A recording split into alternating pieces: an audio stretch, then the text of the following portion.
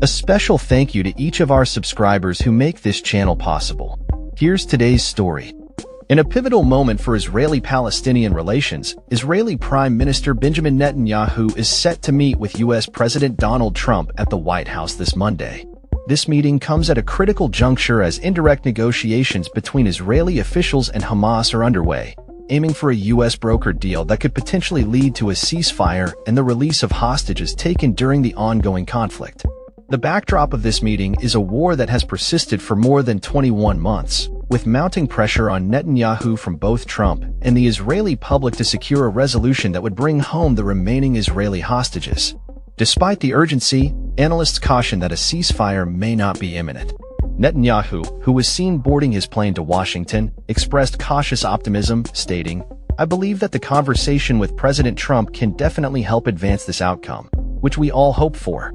The Israeli Prime Minister's visit marks his third trip to the White House since Trump assumed office 6 months ago, but it is the first meeting since the U.S. began supporting Israeli military actions against Iranian nuclear sites. The recent escalation of violence has shifted the dynamics, with many observers noting that the current climate may be more conducive to reaching a ceasefire agreement.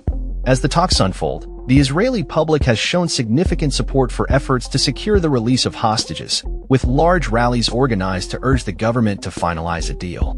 Families of the hostages have expressed their anguish and desperation, questioning why not all captives can be freed immediately. This is the time to save lives. This is the time to rescue the bodies from the threat of disappearance, said Eli David, whose brother is among those held captive. Meanwhile, the humanitarian situation in Gaza remains dire, with residents facing severe shortages of food, water, and medical supplies. As the conflict drags on, the international community watches closely, hoping for a breakthrough that could pave the way for peace. However, significant challenges remain, including disagreements over the terms of a ceasefire and the conditions for the release of hostages. The latest proposal reportedly includes a phased release of hostages over 60 days, with guarantees of humanitarian aid entering Gaza. Yet, Hamas has raised concerns about the proposed timeline for Israeli troop withdrawals and the management of humanitarian efforts. As Netanyahu prepares for his discussions with Trump, the stakes have never been higher. The Israeli military's chief of staff has indicated that the government must soon decide whether to pursue a deal for hostages or prepare for a prolonged military presence in Gaza.